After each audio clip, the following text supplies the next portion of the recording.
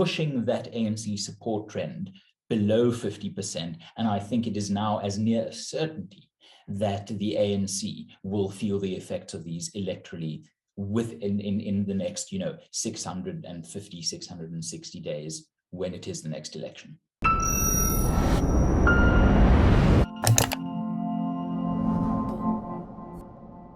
What are the prospects for the ANC heading into 2024?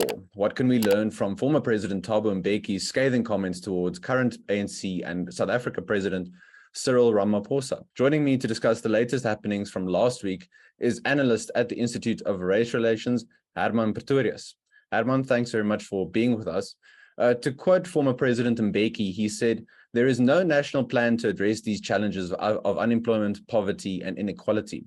It doesn't exist. I'm saying to serve the people, it requires that." And he said this at the memorial service of ANC Deputy Secretary General Jesse Duarte. What do you think of these comments? Do you think maybe former President Mbeki should have spoken up earlier about the lack of a plan coming from the Ramaphosa administration? Well, he might have done, or he should have done, perhaps. But remember, this is the mind behind quiet diplomacy. So let's not expect too much of our former president when idiocy intervenes elsewhere, and he might have some useful contributions to make. I do think it's very interesting that this happened at a funeral. There's a very, very rich history in the ANC of airing dirty laundry in a private-public setting almost, where it's sort of internal, it's very intimate and affair, and yet it is a platform for airing party and factional differences. So that is very, very interesting. It shows you that despite being out of office for more than a decade, President Mbeki still, I think, understands the politics of the ANC and chose his moment quite astutely. And I don't think anyone can critique his criticism in the sense that there is no plan. Now, one can debate whether there should be a plan, whether it is something that can be planned from a central authoritative position in state government or the economy. But what is interesting is that this is a very, very rare political intervention from a loyal member of the ANC for decades. And one can't help but think that there might be something lurking more beneath the surface. If you listen to the chatter, as it were, within political spheres, there are concerns. Some of them have been aired in public, that old guards of the ANC, like Mbeki, like Mohlante, are unhappy with the direction of the ANC, concerned about the country, and willing to back some new political horses or movements, perhaps within the ANC, perhaps without it, perhaps heading into 2024, something of a hybrid system of saving the ANC, but also establishing a new angle of attack to promote sensible, pragmatic economic policy, the type of which that under Mbeki's leadership in the late 90s, early 2000s really saw the country progress to a point of some significant socio-economic progress. So Herman, speaking of the old guard and this idea of factions within the ruling party, which one could also say is useful for President Ramaphosa to talk about how different factions are trying to undermine him. So just support him, give him more time, he'll change things, he's reforming, etc., etc. Do you think Mbeki speaks for many within the ANC who want more radical, perhaps, commitment to the National Democratic Revolution? Or from your view, is the majority of the party committed to more pragmatist policies, perhaps? It depends on what level of the ANC structure you're looking at. In the national leadership, the NEC, it's quite clear that pragmatism is a dirty word. The lower you go, actually, the closer you come to grassroots ANC members, and R.W. Johnson's polling shows this, even if it is now 3 years old, it is still, I think, incisive or insightful in terms of showing that the grassroots ordinary member of the ANC and even ANC voter is not a radical when it comes to the National Democratic Revolution. And I do think President Mbeki is somewhere in between. Remember, this was the president who understood that loose and unresponsible fiscal policy would necessitate the government the ANC government, newly in power in the mid-late 90s, to turn to the IMF for a bailout. And this was the president who essentially, with the help of Trevor Manuel, imposed the terms of an IMF bailout so that an IMF bailout could be avoided. That's a large part of the fiscal conservatism and the fiscal prudence that we saw during the Mbeki era. Another thing that we must remember, and something that is often overlooked, is that the state capture project wasn't just about capturing state institutions for the sake of exploiting the state. It was also a form of factional cadre deployment. The ANC, between 1992 and 2007, were a broadly centrist movement in terms of politics. It had strong racial elements. Of course, the introduction of BEE is perhaps the clearest indication of this. They never strayed too far from I think the latent National Democratic Revolution desire of having as many resources in state ownership and control and perhaps custodianship as possible.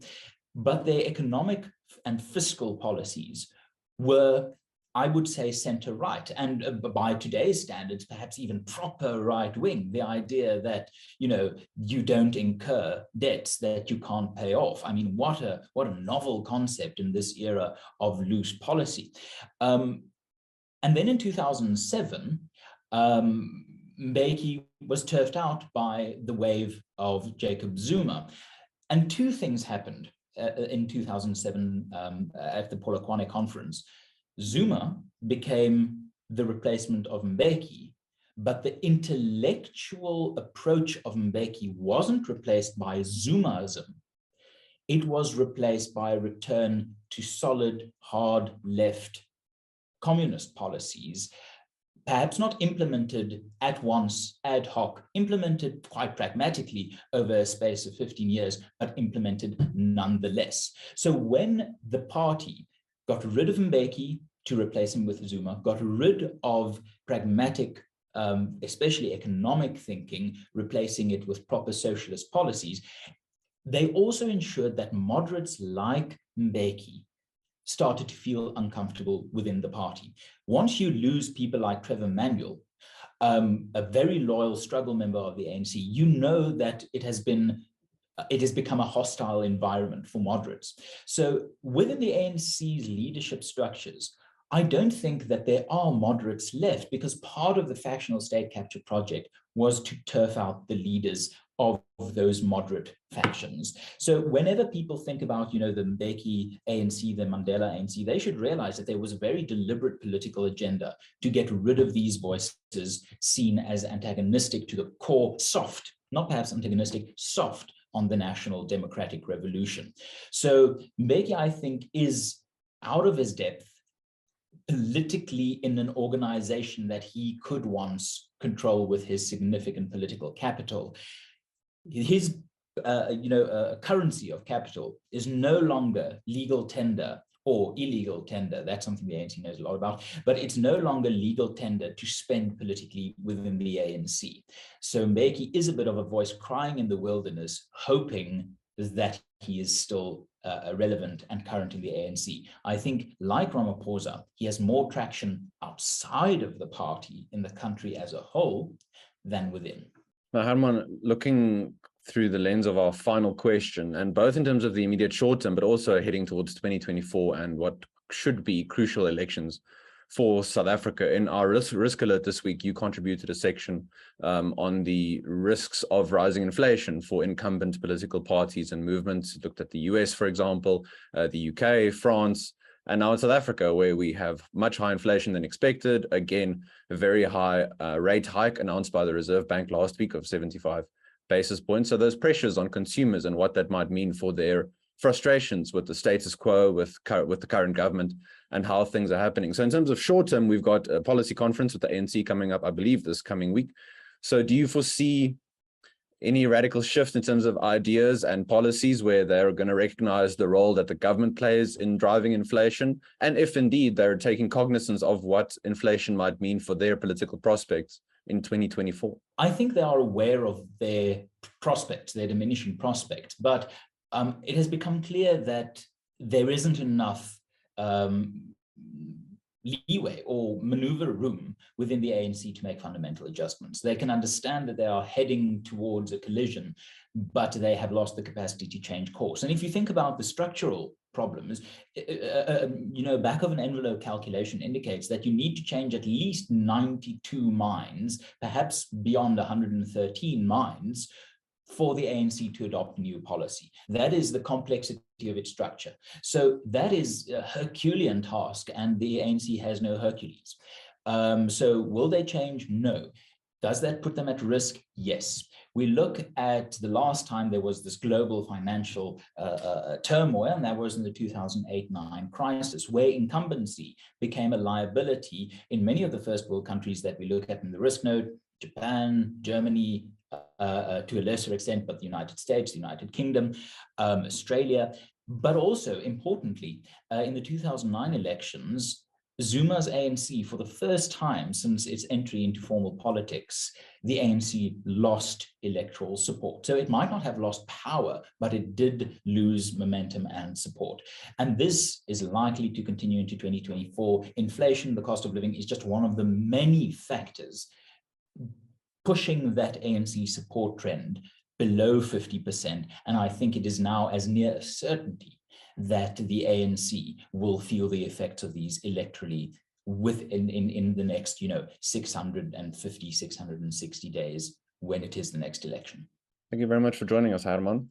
Now we turn over to you, the viewer. Let us know in the comments below what you thought of former President Mbeki's comments from last week. Let us know what you think what might happen with the ANC going into 2024. A reminder before you leave, please like the video, and also if you haven't yet, subscribe to our channel. And finally, if you're interested in our client services, such as our weekly risk alert, which goes out every Monday morning, please consider becoming a client of the CRA. You can sign up for our 30-day free trial by clicking on the link below. Until tomorrow, this has been Chris Hattingh for the CRA. Take care.